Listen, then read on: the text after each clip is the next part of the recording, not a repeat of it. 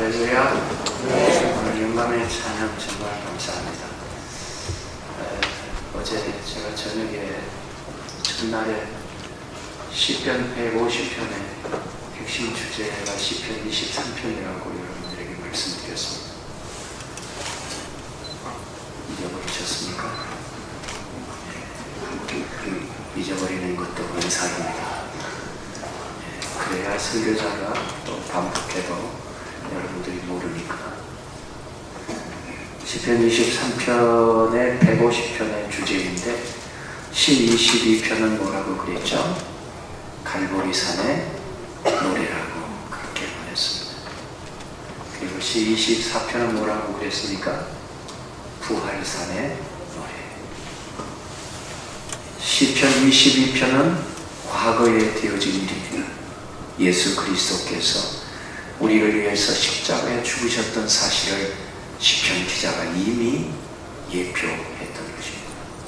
그리고 시편 24편은 앞으로 예수 그리스도께서 만왕의 왕으로 영광의 주로 우리를 다시 재림하셔서 우리의 영원한 본향으로 인도해 가실 그리스도, 미래의 사건인 것입니다. 그리하면 시편 23편은 뭐라고 그랬습니까? 과거와 미래의 사이에 오늘에 사는 우리 늘 기쁜 교회 사랑하는 성도님들의 삶의 현장 속에 여호와를 나의 목자로 삼고 오늘의 여러분들의 일터에서, 여러분의 직장에서, 여러분의 가정에서, 여러분의 삶의 현장 속에서 어떻게 우리가 주님의 은총을 입은 자로 여호와를 목자로 삼고 살아야 될 것인가를 어제 말씀을 통해서 함께 나누었습니다. 오늘 둘째 시간에는 제가 여러분들에게 성경의 한 평범한 이야기를 소개하고 싶습니다. 여러분, 창세기에 1장부터서 이렇게 마치 물이 흘러가시듯이 흘러가다가 창세기 5장에 왔을 때는 마치 급류가 멈추는 것처럼 굉장히 중요한 사건을 하나, 한 족보를 소개하고 있습니다. 이 족보는요, 아브라함처럼 유대한 일을 한 족보도 아니었었습니다. 제가 반응이 없으면 이렇게 목이 마른데 물을 좀 주시기 바랍니다. 모세처럼 그렇게 위대한 일을 한 사람이 아닙니다. 아멘, 하나님 계속한다고 그랬죠? 여호수아처럼 그렇게 민족을 이끌어가는 위대한 지도자도 아니었었습니다. 여러분, 창세기 5장에 나와 있는 이 족보는 일상성의 소중함을 가르쳐주고 있는 중요한 사실을 강조하고 있는 것이 창세기 5장에 나와 있는 오늘 우리 목사님이 읽어주셨던 본문의 정황입니다. 여러분, 성경은 일상성의 소중함을 가르쳐주는 책인 것을 믿으시기 바랍니다. 여러분, 위대한 삶을 사는 것이 그렇게 중요하죠. 물론 하나님께서 우리에게 순교의 힘을 주셨다면 순교할 수도 있죠. 제가 어릴 때 부산에서 자랄 때 그 한상동 목사님이라는 그 어르신, 제가 어릴 적에 한번 배운 적이 있습니다. 제 친구와 이신철 목사라는 제 친구와 함께 그 교회를 출석했는데요, 그 한상동 목사님이 평양에서 추록 성도님이신데, 목사님이신데 이런 말씀을 하세요. 저는 그 어르신의 그 또박또박한 그 말을 지금도 저는 잊지 못하는 말로 제 가슴 속에 남아 있습니다. 여러분, 순교는요, 하나님의 힘 주시면 순간할 수 있지만 믿음의 절개를 지키고 끝까지 예수를 부인하지 않고 살아간다는 것은 어려운 것입니다. 저는 동의합니다. 여러분, 오늘의 일상성의 소중함을 저는 이렇게 여러분들에게 소개하고 싶습니다. 우리는 모세처럼, 아브라함처럼 그렇게 위대한 일을 하지 않아도 괜찮아요. 여러분들이 저를 모르시듯이 저도 여러분들을 잘 모릅니다. 제가 보니까 여러분들도 다 평범하신 분들인 것 같아요. 동의하시나요? 그러나 여러분, 평범성 속에 비범함이 있다는 사실을 놓치지 않기를 바랍니다. 그러기에 여러분들이 오늘 이 시간에 창세기 5장의 한 평범한 가문을 소개하는 것은 여러분과 저와 범접할 수 있기에 저는 늘 이 말씀을 볼 때마다 힘이 납니다. 그리고 여러분들도 어떠한 삶을 사실지라도 평범한 삶이 소중하다는 것을 오늘 이 저녁에 놓치지 않기를 주님의 이름으로 축복합니다. 평범한 삶, 그것이 위대한 것입니다. 오늘 이 성경이 한 가문을 소개하는데 창세기 5장에 아담에서 노아까지 계보가 등장합니다. 이 계보 속에 한 평범한 가문이 소개되는데 그 가문이 우리와 별 차이 없는 가문이에요. 이 가문은 하나님 나라를 위해서 위대한 일을 했다는 기록이 그렇게 이 창세기 5장 속에 언급하지 않아요. 두 가지 이 가문이 소개하고 있는 가문을 오늘 우리 목사님이 읽어주셨기에 우리는 본문을 이해하기 위해서 한 이 가문의 성경 말씀 창세기 5장 한번 이 말씀을 우리 한번 읽기를 시작합니다. 창세기 5장 21절에서 우리 한번 24절까지 한번 읽기를 시작합니다. 시작. 에녹은 65세에 무두셀라를 낳고 무두셀라를 낳은 후 300년을 하나님과 동행하며 자녀를 낳았습니다. 그가 365세를 형수하였다. 에녹이 하나님과 동행하더니 하나님이 그를 데려가심으로 세상에 있지 아니하였다. 여러분, 한 가문에 대한 이야기를 성경은 농축시켜서 그 가문의 가족들까지 다 소개했어요. 여러분, 성경의 저자가 평범한 이 에녹의 가문의 계보 속에 보석처럼 삽입해 놓았던 이유가 하나 있습니다. 저는 오늘 이 저녁에 이 사실을 여러분들에게 소개하고 싶습니다. 한 가문의 계보 속에 하나님 나라의 거룩한 권위 어서리티, 이 권위가 무엇인가를 설명하기 위해서 창세기 5장 속에 이 평범한 가문을 소개하지 않을까? 저는 그렇게 보았습니다. 여러분, 평범한 일상성의 삶 속에 거룩괴로의 삶, 하나님과 동행하는 삶에 있다는 중요성을 강조하고 있는 것이 오늘 본문의 사건이라고 저는 그렇게 생각합니다. 사랑하는 성도 여러분, 거룩괴로의 삶, 일상성 속에 있다는 것을 꼭 기억하시기를 주님의 이름으로 축복합니다.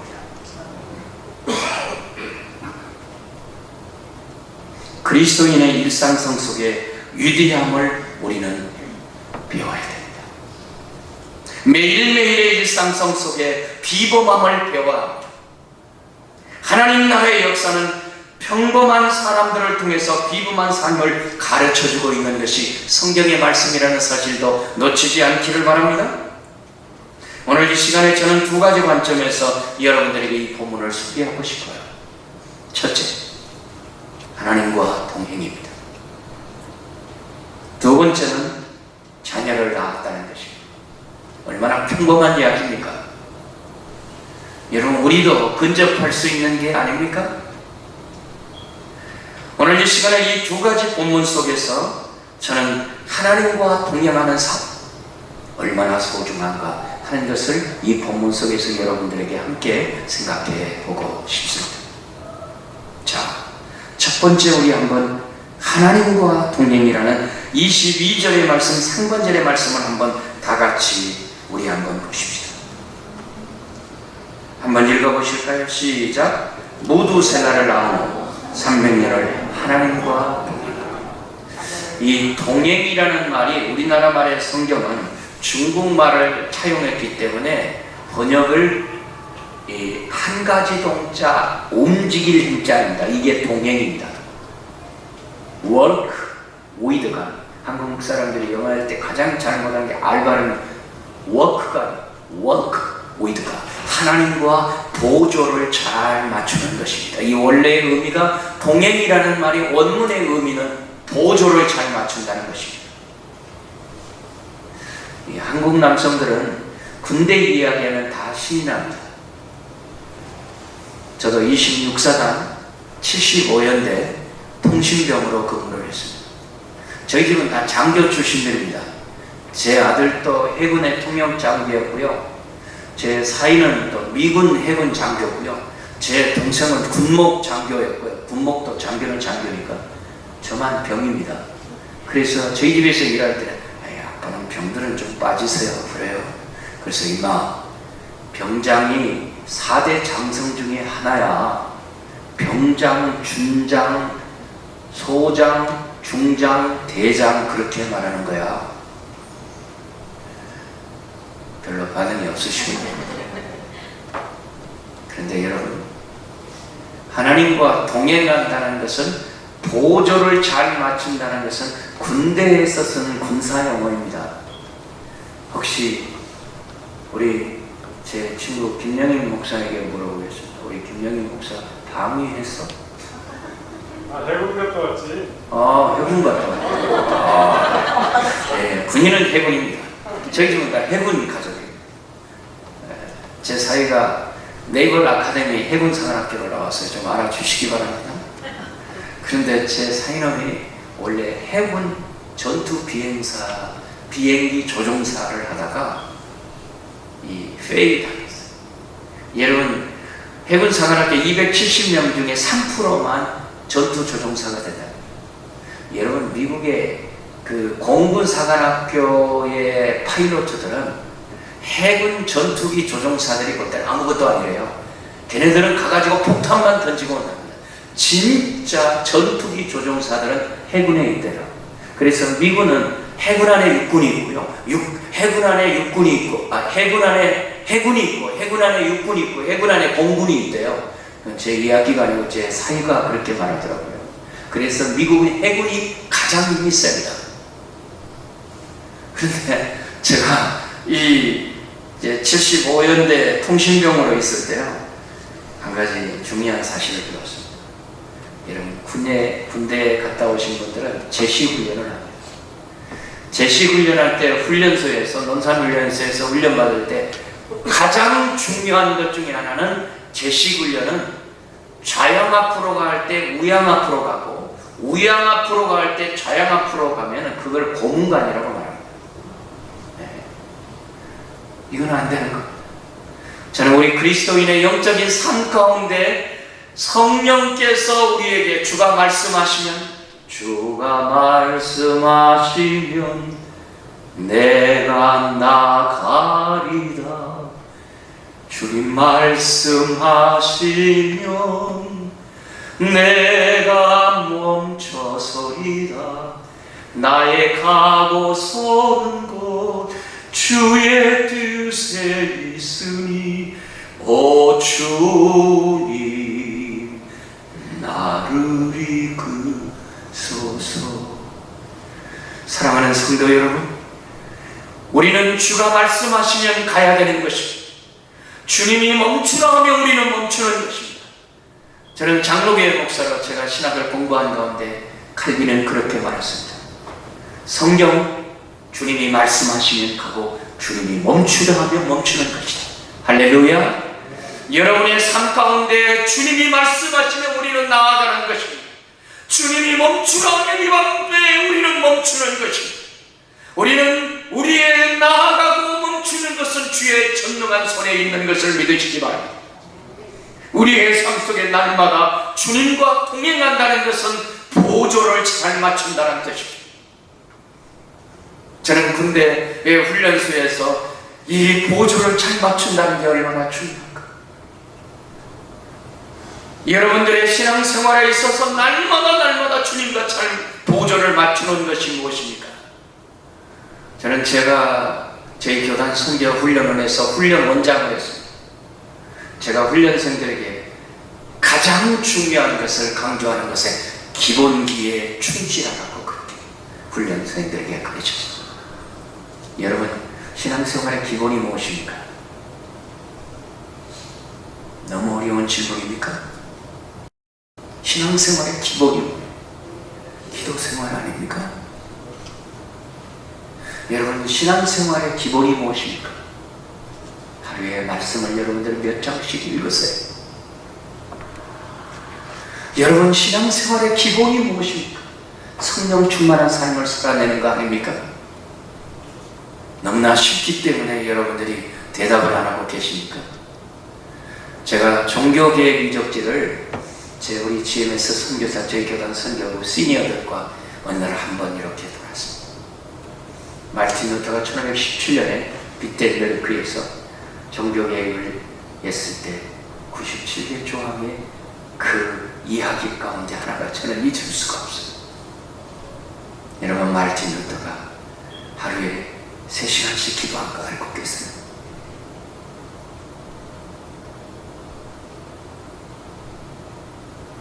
여러분 예라스스무스가 르네상스 시대 이런 말을 했습니다. 라틴어로 아더 폰테스라는 말을 합니다. 여러분 이게 무슨 말인 줄 아세요? 본질로 돌아가야 된다는 거예요. 본질로 돌아가자.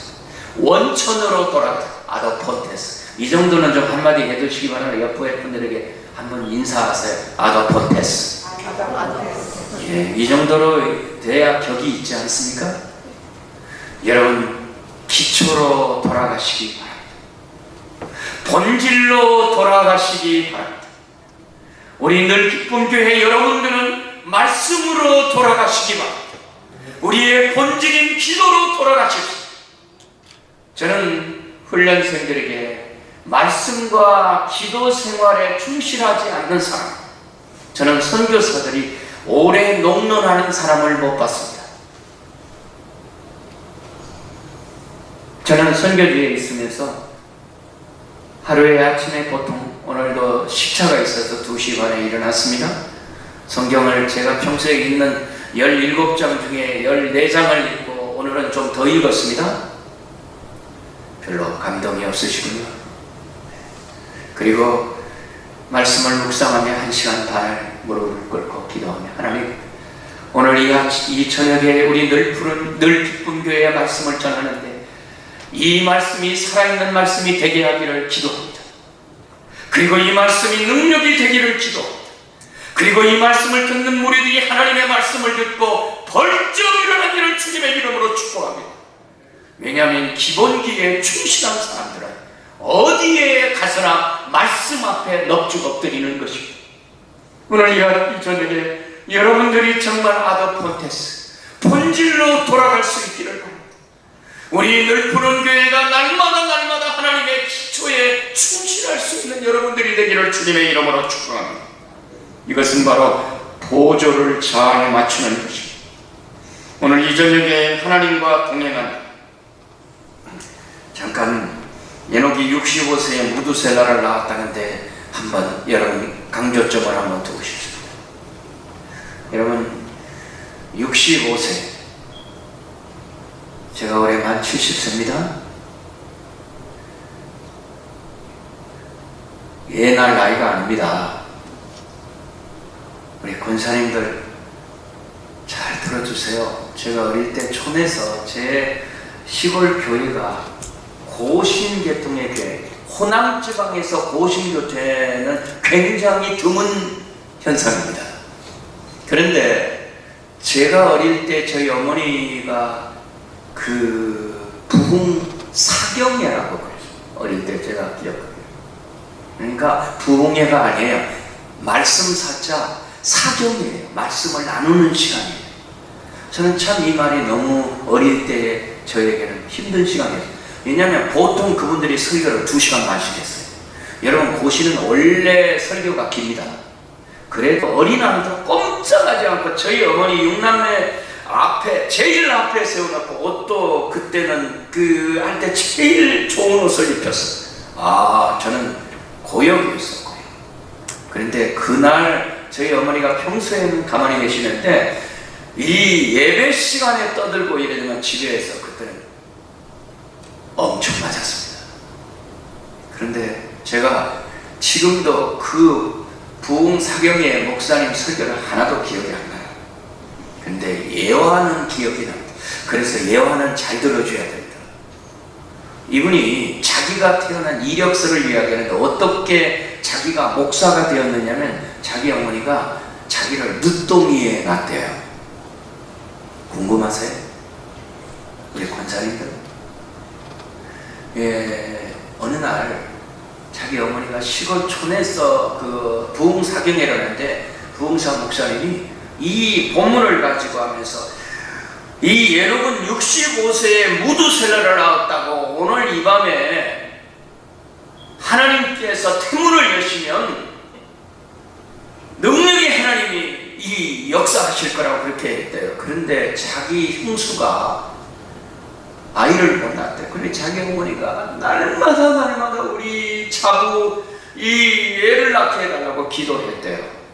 그런데 그 자기 형수는 신앙이 없었대. 시어머니가 하도 교회 가지 않으니까 제일 좋고, 죄송합니다. 저 뒤에 계신 분 제가 일부러 이쪽에 이렇게 해가지고 앉아 계시는데 이분은 죽도만 맞추면 바로 간대요. 자기 형수는. 그런데 그날따라 이 목사님이 무두셀라를 65세에 에녹이 낳았다고 하면서 여러분 오늘 이 밤에 하나님께서 자녀 못 낳으시는 분 하나님께서 태문을 여실 줄 믿습니다. 그러니까 자기 어머니가 너무 좋아가지고 아멘 했는데 뒤로 돌아보니까 며느리는 대답도 않고 가만히 있었대요. 근데 문제의 핵심은 여기에 있습니다. 어머니가 늦동이 자기를 임신했대요. 별로 권사님들 감동이 없으시고 그래가지고 자기가 낳대요. 그래가 자기가 목사가 됐대요. 저 굉장히 그 예화가 잊혀지지 않아요. 이 본문을 볼 때마다. 그런데 여러분 65세 애 낳을 나이가 아닙니다. 그런데 하나님께서 에녹의 가문에 태문을 여셨어요. 무두셀라. 이 말이 복합명사입니다. 무두셀라는 무두라는 말은 창을 던진다라는 뜻입니다. 두 가지 의미의 견해가 학자들 간에 있다고 합니다. 두 번째는 그가 죽으면 심판이 온다라는 의미가 있습니다. 저는 후자의 무게를 두고 싶습니다. 왜냐고요? 무두셀라가 몇 살까지 살았습니까? 969세를 살았어요. 그런데 이게 공교롭게 됐는지 하나님의 섭리인지 하나님께서 역사를 주관하시기 때문에 969세의 무두셀라가 죽는 그 해에 노아 홍수 연대와 동일합니다.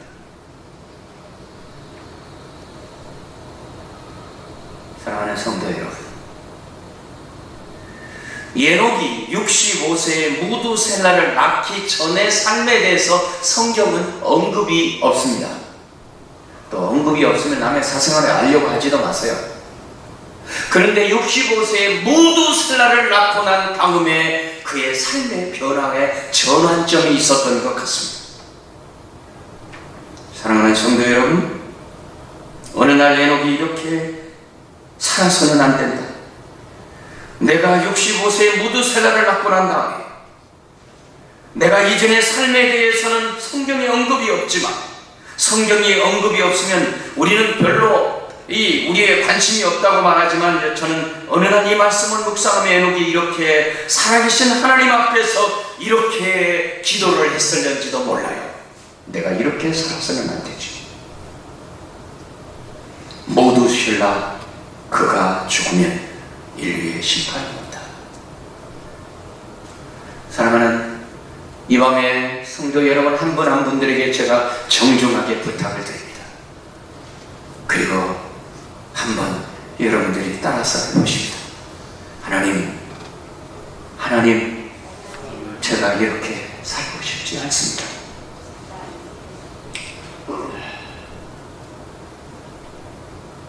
여러분들의 인생의 삶에 지금까지 어떻게 살아온 여정에 대해서는 저는 묻고 싶지도 않습니다. 그러나 여러분 이 밤에 이 말씀이 여러분들의 귀에 들린다고 한다면 마치 에녹이 65세의 무두셀라를 낳고 그의 아들의 이름을 지을 때 이 아들이 죽으면 인류의 심판이 올 것이라는 이 이름을 지었을 때는 에녹은 뭔가가 인생의 결단이 있었을 거 아니겠습니까? 여러분, 사람마다 이름은 아무 때나 지어진 것이 아닙니다. 여러분들은 저를 시시하게 보시지만요, 저희 할아버지가 제 이름을 지을 때 제 이름이 용자가 떳떳한 용자입니다. 성자가 성품 성자예요. 어디서든지 성품이 떳떳해라. 별로 감동이 없으시군요. 우리 제 친구 영인이, 우리 영인 목사님은 영자가 무슨 영자시나요? 커플이요. 인은 인자는 뭐예요? 거진이. 참 이름이 좋네요. 아마 기도하면서 아버님이 주신 것 같는데, 여러분의 인생에 어느 누구나, 제가 미국 사람들, 영국 선교사들 이름을 보니까 가장 많은 게 제임스, 그리고 마, 존, 그런 우리 자매들은 루, 이런데 세라, 이렇게 많은데, 저는 아직까지 제 미국이나 영국 선교사님 등에 가론유다 이런 이름을 본 적이 없습니다. 여러분의 자녀들 가운데 그런 이름을 붙여주고 싶은 부모가 있습니까? 여러분 이름 속에는 모두 다 의미가 있는 것입니다. 무두셀라. 에녹이 그냥 어느 날 갑자기 잠자다가 일어나가지고 잠결에 그 이름을 지었을까? 저는 그렇지 않다고 생각합니다. 내가 65세까지는 이런 삶을 살았는데, 내가 남은 삶은 하나님 앞에 결단하며 살겠다고 생각하며, 이 아들이 낳았던 무두셀라, 그가 죽으면 인류의 심판이 온다고 생각했을 때 아마 65세 이후의 삶에 대해서 에녹이 어떻게 살았을까요? 여러분들이 이 말씀 앞에서 여러분들의 자신을 비추어 생각할 수 있기를 주님의 이름으로 축복합니다. 무두셀라, 죽음이 노아의 홍수와 어떻게 이렇게 조화를 이룰까요? 홍수 이후인가 홍수 전인가 많은 학자들이 분분하지만, 문제는 무두셀라가 죽는 해와 노아의 홍수 연대가 동일하게 맞물려 있다는 사실을 놓치지 않기를 바랍니다. 같은 해 무두셀라는 죽었고 인류는 홍수를 맞았습니다. 성경은 이 부분에 대해서 침묵하고 있습니다.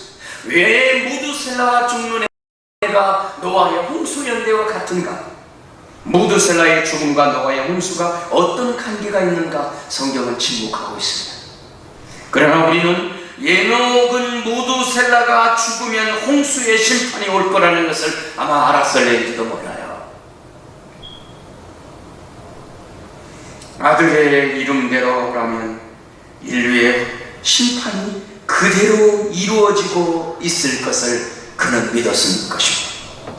에녹은 일상의 삶으로 살 수가 없었습니다. 내가 65세 이전까지는 이렇게 살았을 때, 내가 이제부터는 이 아들을 낳고 난 다음에 하나님과 동행하며 살겠다고 하는 이 중대한 결심을 했던 삶의 여정이 아니었을까? 오늘 이 밤에 여러분들에게 드리고 싶은 메시지인 것입니다.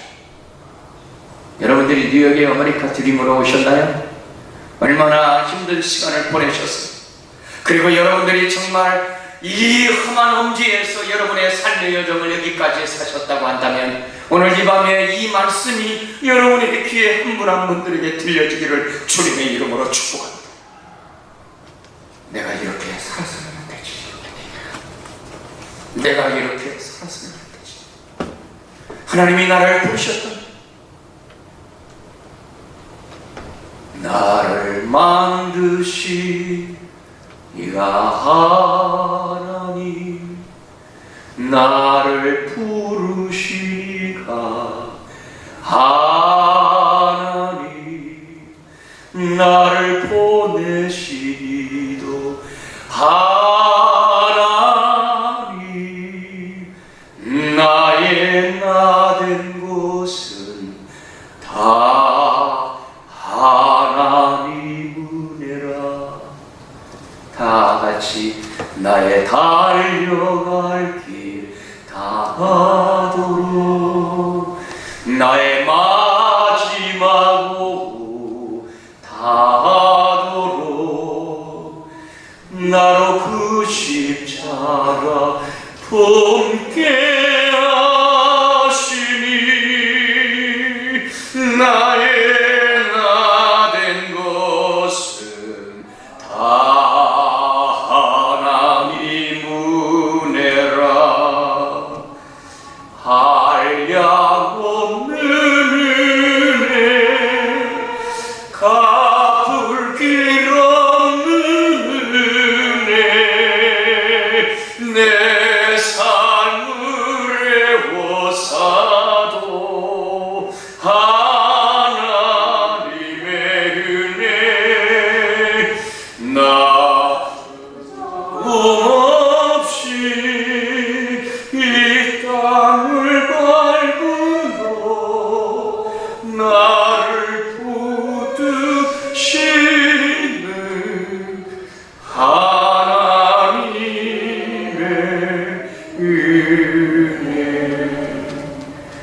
여러분들이 정말 이 뉴욕 땅에 어떻게 오셨?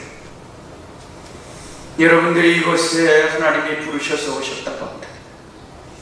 여러분들의 남은 삶을 하나님 나라와 그의 이름을 위해서 의미 있게 사시기를 주님의 이름으로 축복합니다.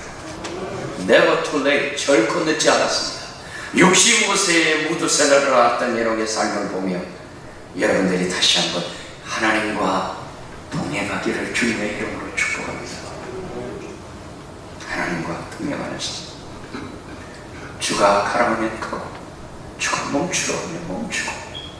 여러분, 이게 그리스도인의 삶의 본질이 아니겠습니까? 저는 제 선교의 여정 속에 정말 이 에녹의 삶을 보며 늘 그런 생각을 하고 있습니다. 제가 선교지에 1087년에 갔을 때 정말 앞이 보이지 않았습니다. 제가 4년 만에 짐을 쌌다고 하잖아요. 그런데 제가 이 기도편지는 잘 써야 됩니다. 제가 1편의 기도편지를 어떻게 썼느냐 하면, 노윤숙 씨의 국군은 죽어서 말한다는 시를 제가 그때는 무슨 제 정신인지 모르지만 선교지에 가면서 후원자들을 위해서 그렇게 썼어요. 노윤숙 씨의 국군은 죽어서 말한다. 여러분, 이 시의 대략 이 내용이 이렇습니다. 산역 외따른 골목 혼자 나온 국군을 본다. 아무 말 아무 움직임 없이 서 있는 국군을 본다. 그들은 자랑스러운 대한민국의 수입이고 가슴에는 붉은 피가 솟아오른다. 장미빛 냄새보다 더 진한 피의 향기. 엎드려 젊은 죽음을 보며 나는 듣노라. 그대가 죽어간 마지막 말. 산역 외따른 골목 혼자 나온 국군을 본다. 아무 말 아무 움직임 없이 서 있는 국군을 본다. 그대는 자랑스러운 대한민국의 수입이고 물러가면 항복보다 비겁하다. 둘러선 군사가 다 물러갈지라도 너만은 이 땅을 지켜야 한다. 산역 외따른 골목 혼자 놓은 국군을 본다. 아무 말 아무 움직임 없이 서 있는 국군을 본다. 그대는 자랑스러운 대한민국의 소유고.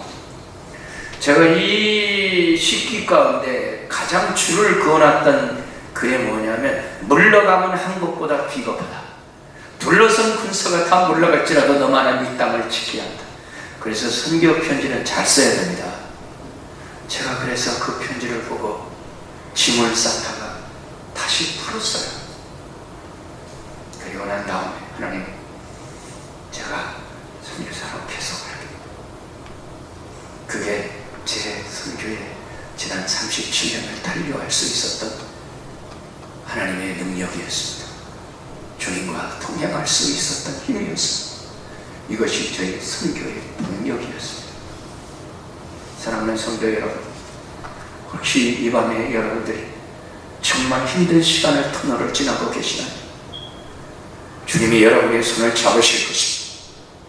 그리고 여러분들을 주님이 함께 동행하고 있다는 사실을 기억하시기 바랍니다. 여러분, 어느 날 그 모래 위에 발자국이라는 시를 알고 계십니까? 어느 한 시인이 그렇게 말했어요. 자기가 너무너무 힘든 시간에 모래 발자국을 주님과 함께 처음에는 나는 야 친구 대신 하나님과 이렇게 아마 그렇던 것 같아요. 그런데 어느 날 힘든 시간에 모래 발자국이 그 옆에 발자국이 없었어요. 이 시인은 그렇게 말합니다. 내가 힘들 때 주님은 어디 계셨습니까?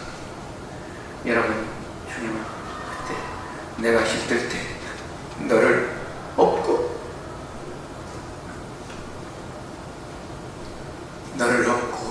걸어갈 때 말해주시고, 저는 제 설교지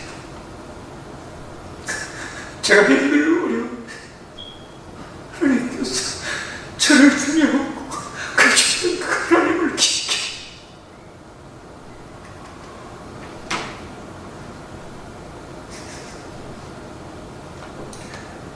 사랑하는 성도 여러분,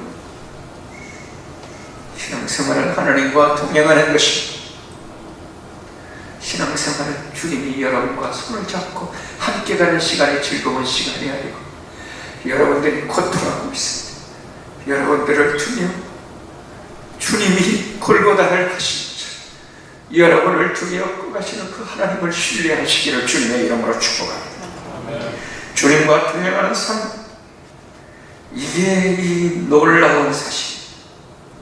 성경이 가는 곳까지 여러분들이 가시고 성경이 멈추는 것을 멈추는 삶, 이것이 바로 주님이 우리와 함께 하신다는 임마누엘의 하나님의 놀라운 역사라는 사실을 믿으시기 바랍니다.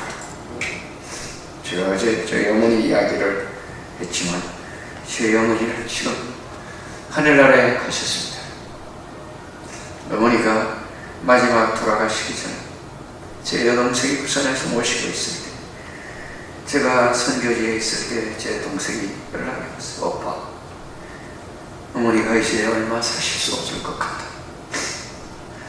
엄마가 오빠를 찾고 있어. 제가 그때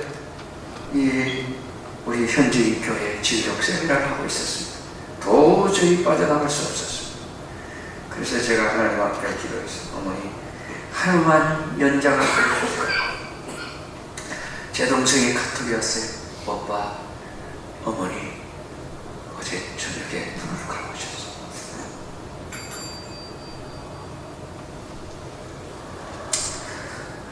선교사는 부여자입니다. 제 어머니가 새 찬송가 시대 제일 많이 부른 찬송이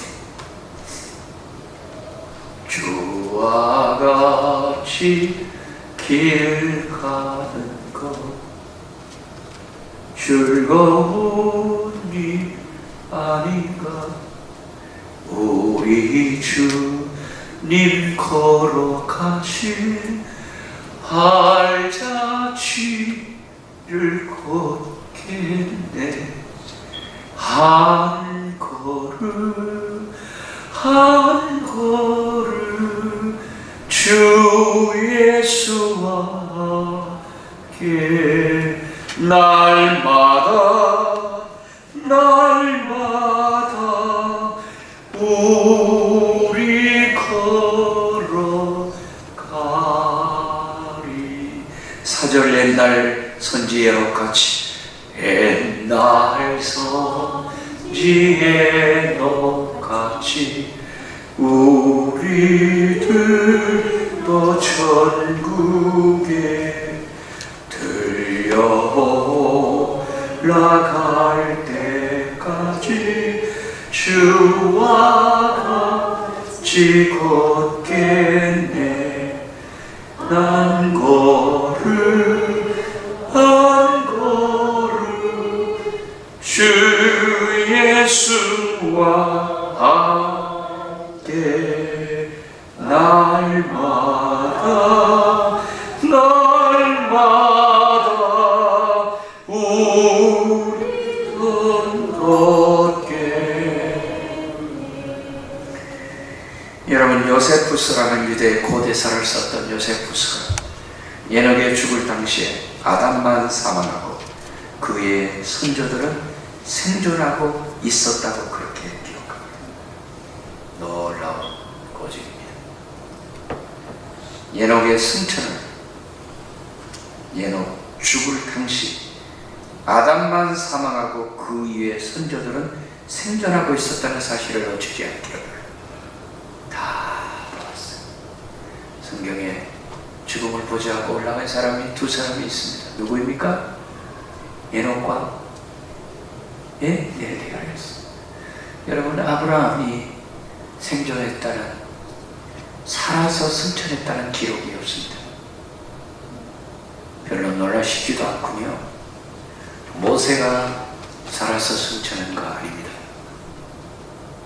여호수아가 그렇지 않았어요. 여러분, 위대한 사람들을 여러분들이 본받는 것도 중요하지만 평범한 일상 속에서 살았던 에녹의 삶이 얼마나 소중한 것을 여러분 다시 한번 기억하시기를 주님의 이름으로 축복합니다. 하나님과 동행하는 삶에 대한 강한 도전을 요세푸스는 유대 고대사에 고증하고 있습니다. 하나님과 동행하는 것에 대해서 성경이 밝히지 않는 부분이지만 외교민 에녹 1서에서와 주빌리서에서 이 사실을 아주 디테일하게 설명합니다. 에녹이 하나님과 동행하게 된 것은 영지주의자들처럼 에녹에게 모든 중리의 비밀을 계시된 것이 아니라고 그렇게 말하고 있습니다. 여러분이 까발레라고 하는 신비주의의 이 에녹의 에스겔서 1장과 2장에서 나오는 하나님과 동행한 하나님의 보좌 위에 올라간다는 사실을 설명하고 있는 타이포로지 인터프리테이션, 이게 모형적인 해설 가운데 가장 중요한 해설 중에 하나라고 요세푸스나 주빌리의 이 역사 고증서에 말하고 있는 사실을 여러분 놓치지 않기를 바랍니다. 에녹이라는 인물이 헬레니즘 시대 유대 묵시문학의 주인공 역할을 하고 있는 중요한 인물이었다는 사실을 여러분 기억하시기 바랍니다.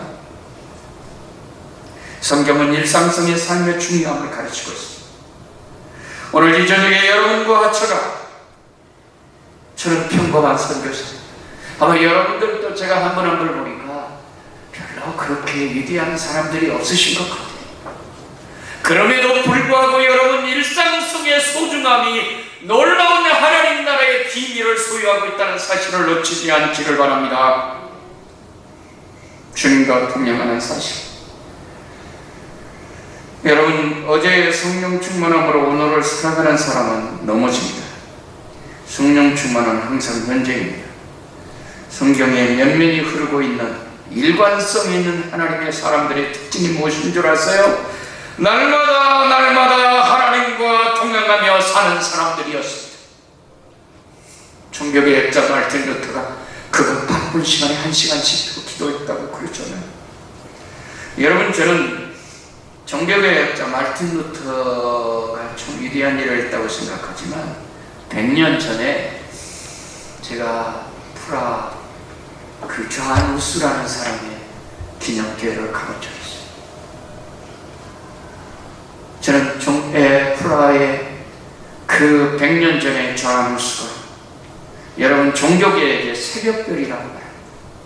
여러분 사실 100년 후에 이 종교개혁을 일으켰던 마틴 루터는 이미 존 후스가 100년 전에 순교의 이슬로 사라지며 하나님께서 이 다음 세대에 하나님이 이 복음을 다음 세대에 하나님과 동행하는 사람들의 그 역사를 남겨줌으로 말미암아 이 마틴 루터가 100년 후에 존 후스의 그 기도의 응답으로 종교개혁을 일으켰다는 사실을 놓치지 않기를 바랍니다. 여러분, 존 후스가 그 체코 프라하의 자기 동족들에게, 보헤미아 사람들에게, 당시에는 노만 테러리스트 성경을 라틴어로만 성경을 해석했어요. 알지 못해.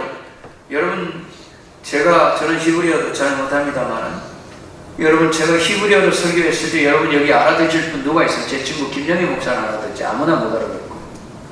여러분, 알아듣지 못하는 설교가 무슨 의미가 있습니까? 보헤미아 사람들을 향해서 체코에서 그 존 후스가 모국어로 보헤미아어로 체코말로 설교를 했습니다. 우리에게 성경을 본문 말씀을, 하나님의 말씀을 우리의 모국어로 읽으라.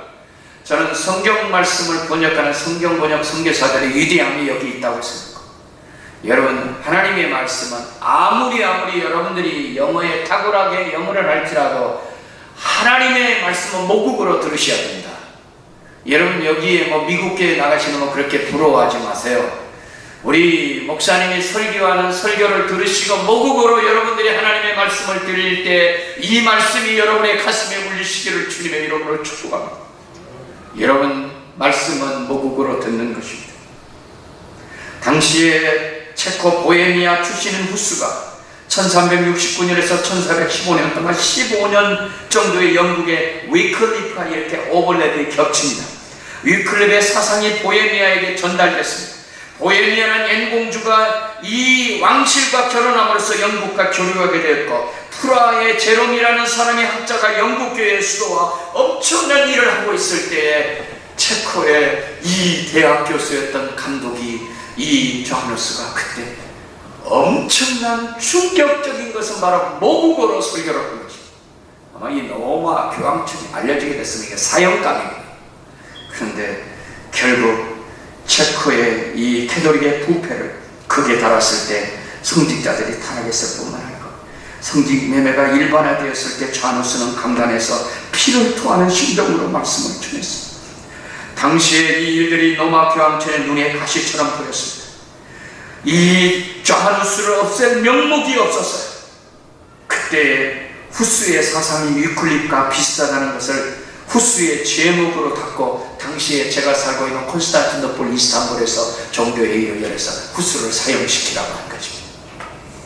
제가 어느 날 후스와 12명이 사용했던 그 다리를 이렇게 걸어가는 그런 생각을 했어요.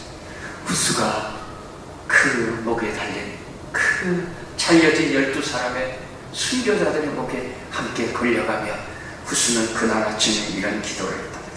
하나님, 감옥에 갇혀있던 수개월 동안 갇혀 있었던 후스는 지친 마음으로 편지를 씁니다. 그의 제자들에게.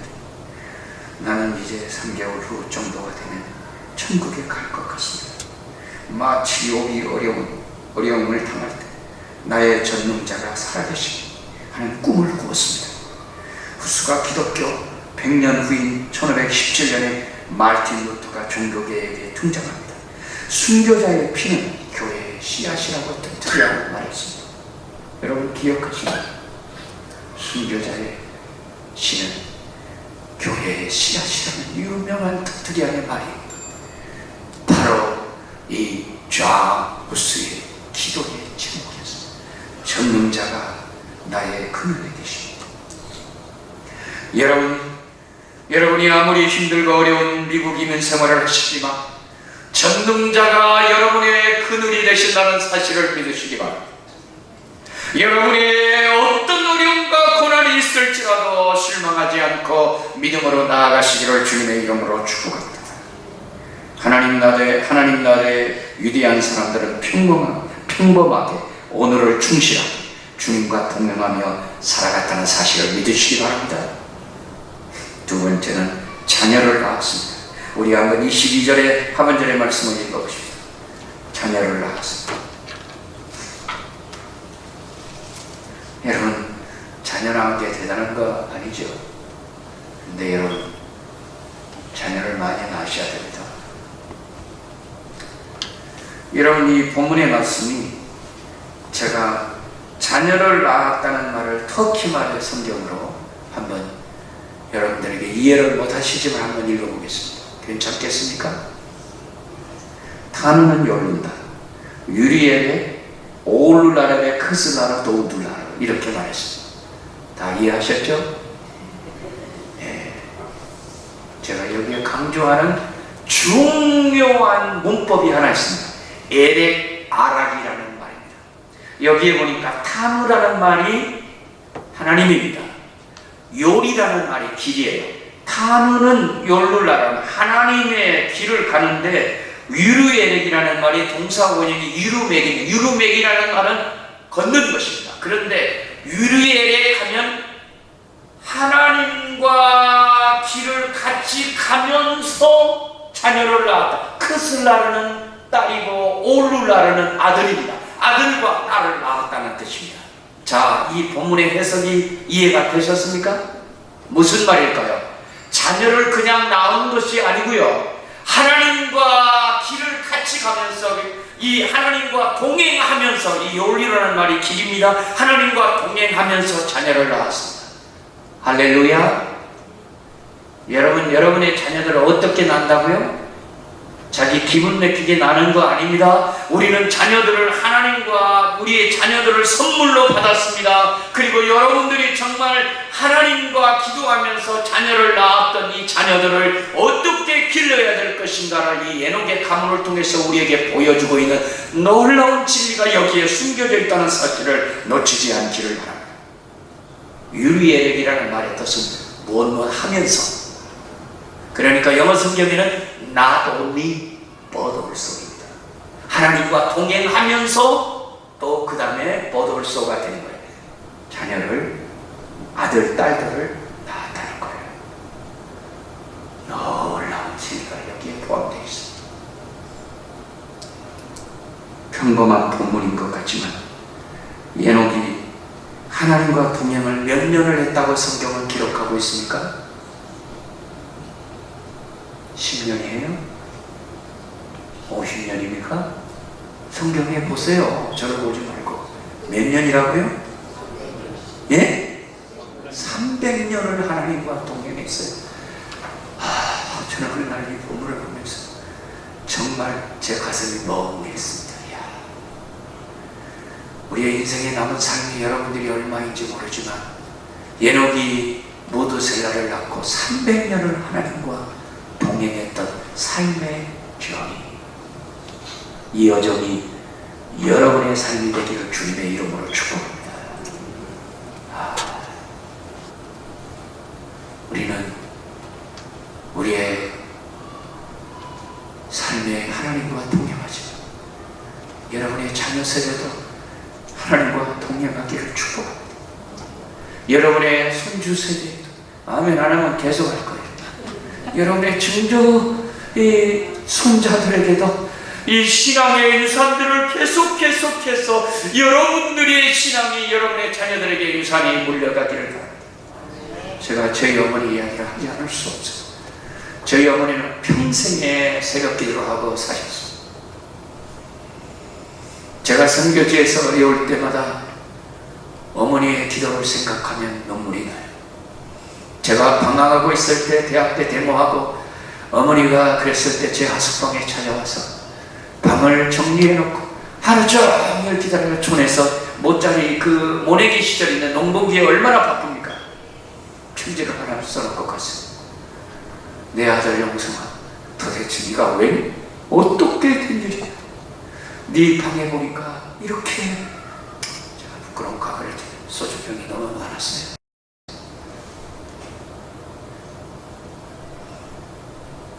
이걸 다 치우시고 한마디 말하지 않고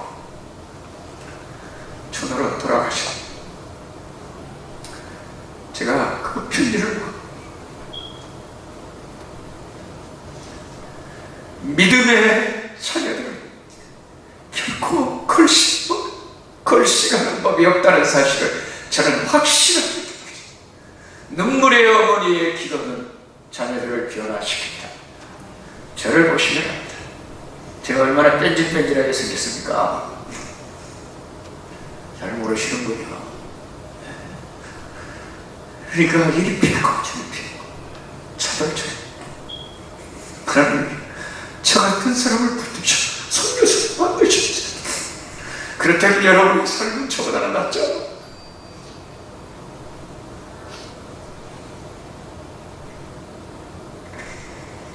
에녹이 65세에 무드셀라를 낳고 무드셀라를 낳은 300년을 하나님과 동행한 자녀를 낳고 그가 365세를 형수하고 살았던 이 짤막한 본문의 그의 이력서는 우리에게 뭉클한 감동을 주는 것입니다.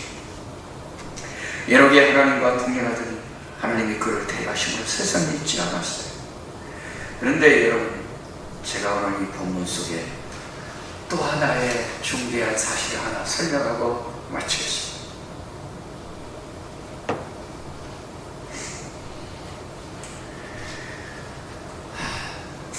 에녹의 아들이 누구라고요?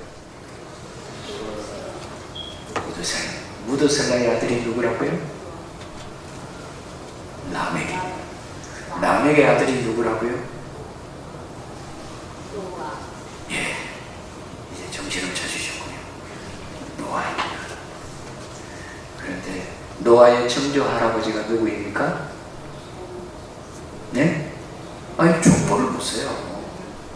노아의 증조 할아버지가 누구예요? 에녹이잖아요. 그런데 여러분 창세기를 잘 보십시오. 창세기 6장을 한번 보겠습니다. 노아의 이력서가 증조 할아버지의 이력서와 상당히 유사한 점이 있습니다. 여러분 창세기 6장 8절 말씀부터 9절 말씀을 한번 다 같이 읽기 시작할 거예요. 시작. 그러나 노아는 여호와께 은혜를 입었다. 이것이 노아의 족보니라. 노아는 의인이여 담대히 완전한 자라. 그 다음 문장, 그는 하나님과 공경하였습니다. 여러분 어디에서 많이 본 성경 구절이 반복되지 않아요? 여러분 이 8절의 말씀이 앞의 문장과 차별이 됩니다. 그러나라는 말의 뜻은 앞의 문장을 잘 보시기 바랍니다. 여호와께서 사람의 죄악이 가득한 때에 그의 마음으로 생각하는 모든 계획이 항상 악했던 시절입니다.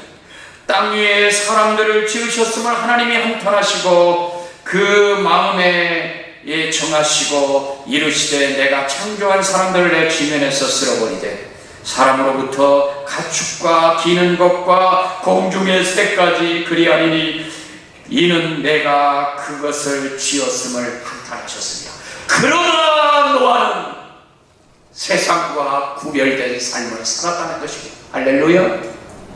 사랑하는 성도 여러분, 우리가 세상과 구별된 삶, 여러분들이 이민 생활을 하시면서 힘들고 어렵지만 여러분의 비즈니스와 여러분의 일터와 여러분의 삶의 현장 속에 세상 사람들이 사는 것처럼 똑같이 살고 먹고 취하고 그렇게 살고 하는 것이 아니고 여러분들은 시대를 역류하며 살아가는 우리 늘 푸른 교회 성도님들이 되시기를 주님의 이름으로 축복합니다.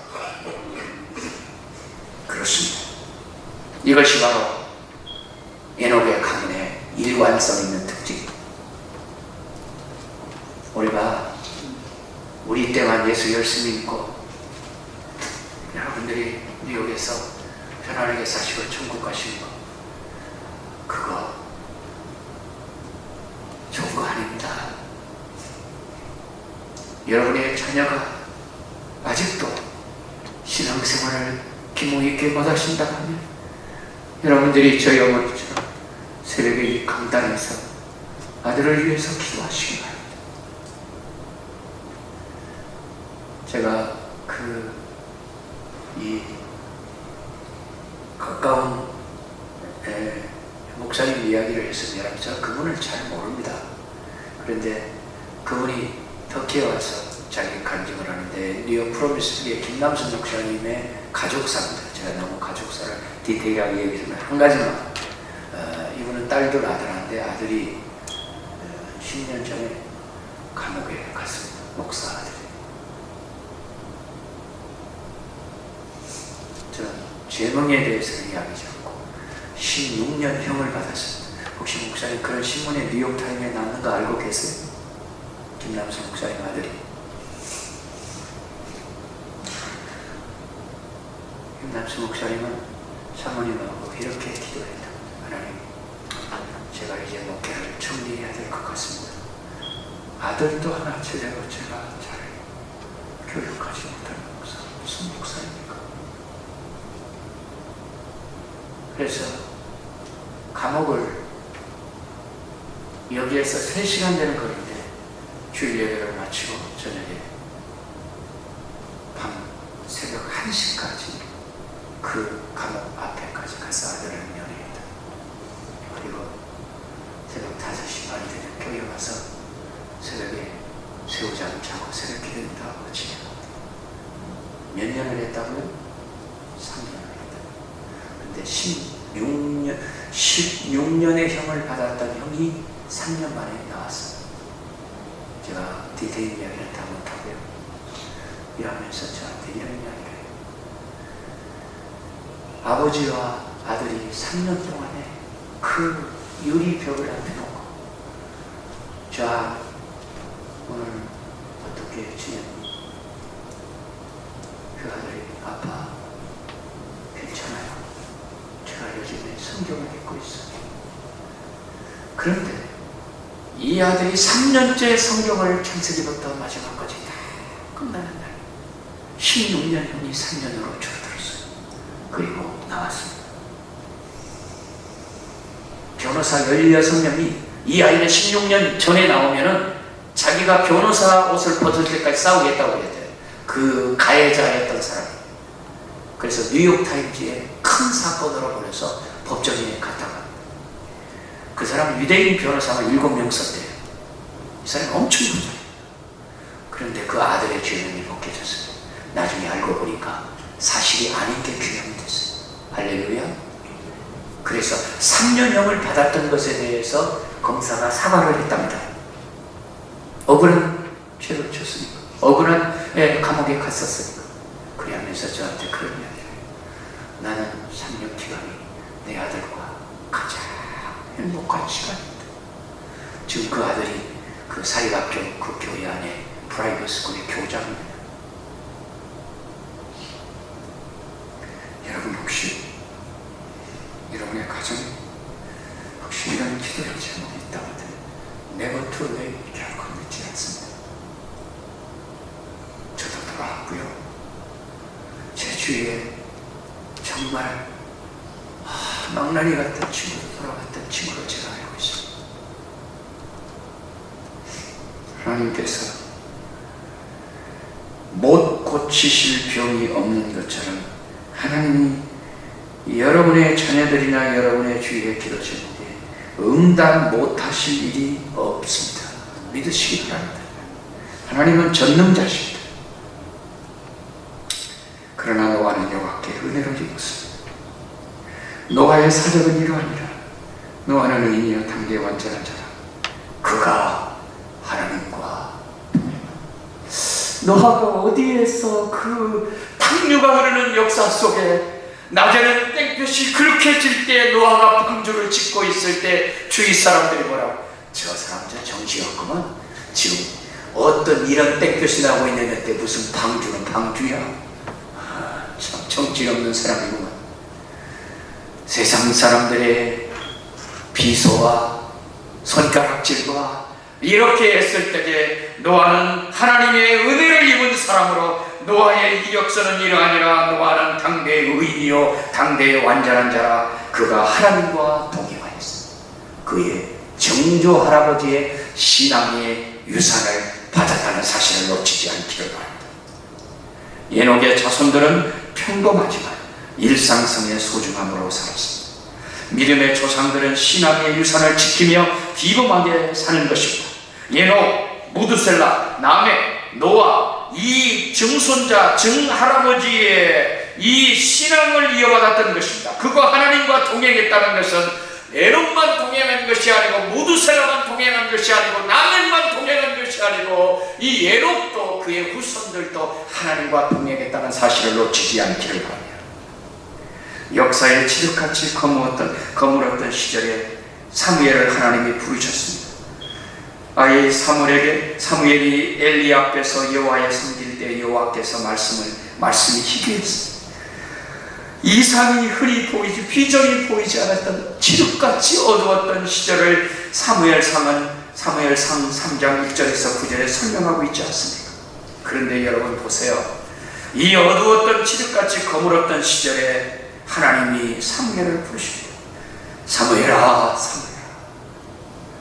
여러분, 하나님이 두 번씩 반복해서 부르는 것은 중요한 의미가 있습니다. 아담아, 아담아. 아브라함아, 아브라함아. 모세야, 모세야. 여러분, 하나님이 이렇게 반복해서 부르실 때는 중요한 미션이 있습니다. 여러분, 사무엘을 부르실 때 이 제사장 엘리도 정신이 없는 사람이고 나이도 늙었지만 치매가 있었는지 모르지만은 이 정신이 없는 사람이에요. 자기 아들 홈리와 비나스가 성전 안에서 음란한 일을 행해도 한 번도 꾸짖지 않은 아버지의 일관성 없는 교육을 보세요. 여러분, 그 아버지의 그 아들입니다. 그러니까 당시 오늘로 말하면 목사 아들이 그 아버지와 아들을 닮은 거예요. 그러니까 아버지도 이 제사에 관심 있는 건 아니고 마치 제사 밥에 관심 있는 거예요. 그러니까 그 아들이 그런 일들을 범할 수밖에 없었어요. 그러나 여러분, 한나의 아들이었던 사무엘은 주여 말씀하옵소서, 내가 여기 있나이다.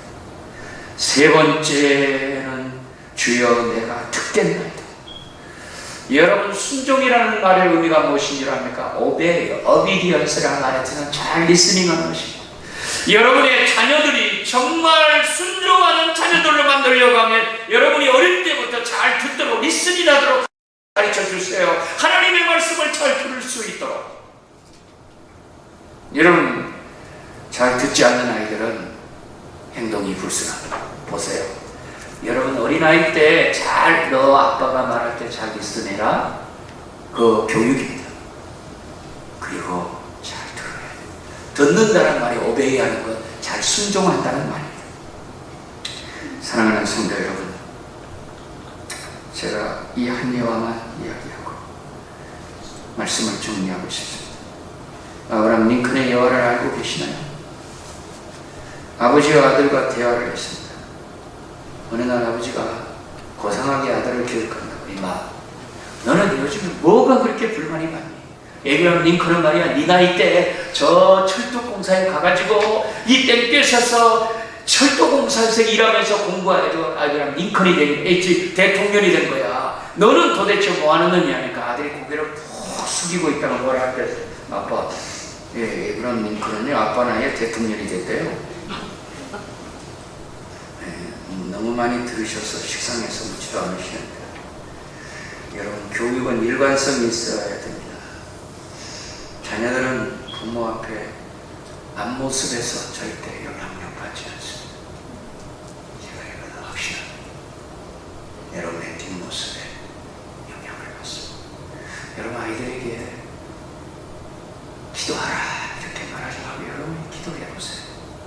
저는요, 어디에 가다 제가 힘든 시간이 있어요. 우리 어머니의 새벽 기도 시간이 이 시간인가?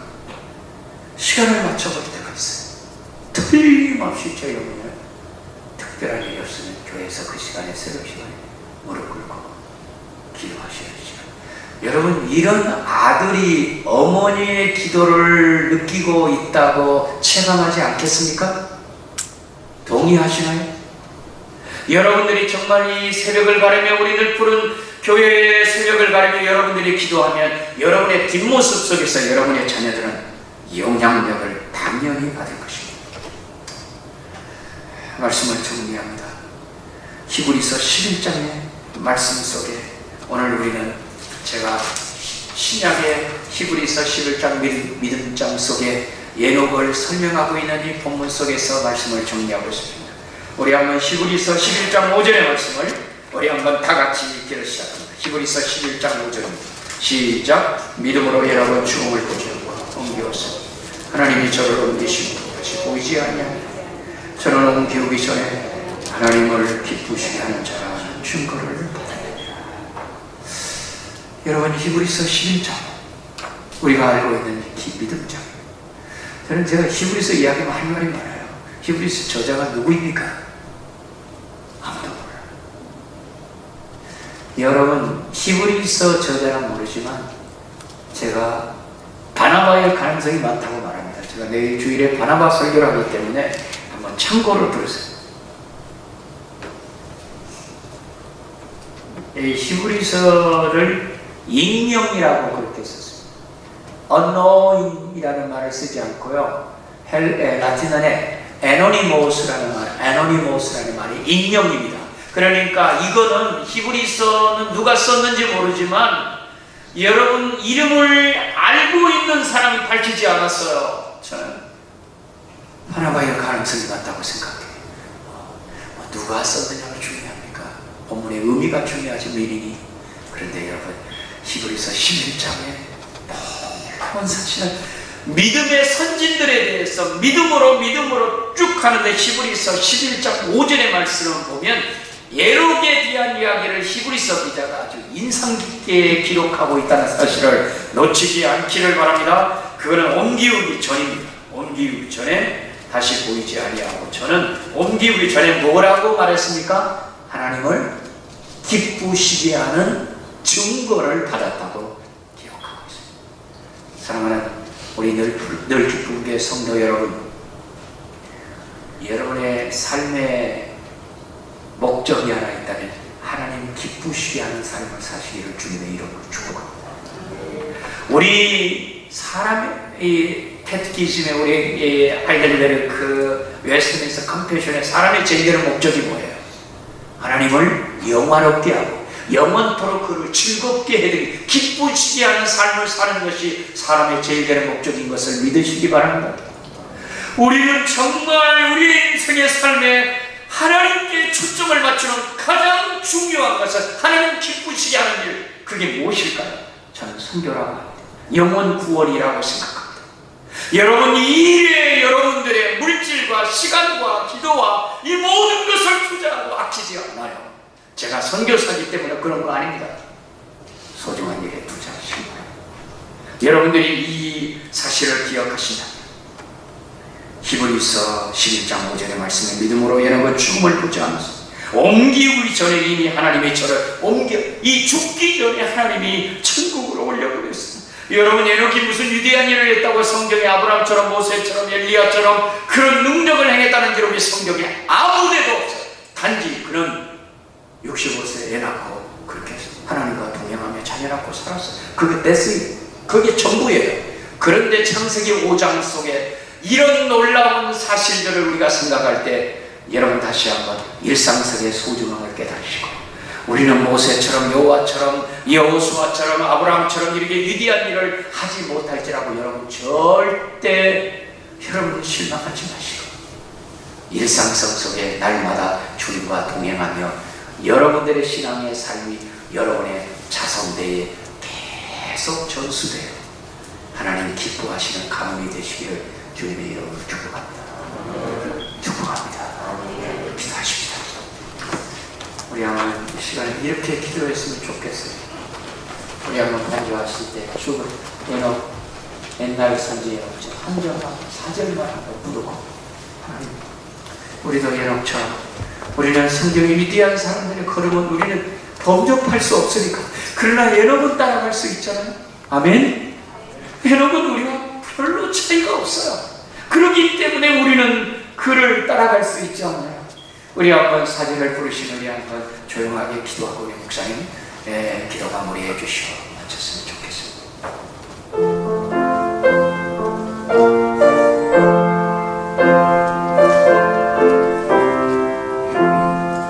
옛날 선지에 녹같이 우리들도 천국에 들려 올라갈 때까지 주와 같이 걷게 한 걸음 한 걸음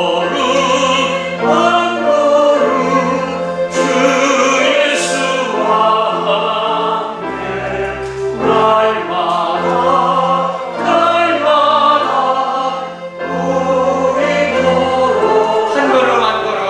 함께 날마다 우리도 한 걸음 주 예수와 함께 날마다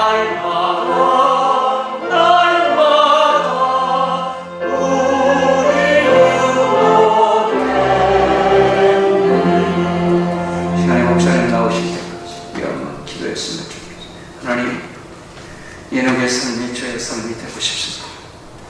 주님과 동행하고 싶습니다. 저만 동행이 아니라 우리의 자손들, 우리의 대대손이 주님과 동행하며 하나님 기쁘시게 하는 삶을 살고 싶어요. 주님, 그런 삶을 살게 해주세요. 우리 한번 다 같이 하나님 속으로 옆에 사람 의식하지 마시고 우리 한번 기도하십시다. 하나님 아버지, 감사합니다. 오늘 정말 이 저녁에 한 가문의 삶을 보여주고, 우리가 이 땅에서 나그네 삶을 사는데 어떻게 나그네 삶을 잘 살아야 할 것을 가르쳐 주심을 감사합니다.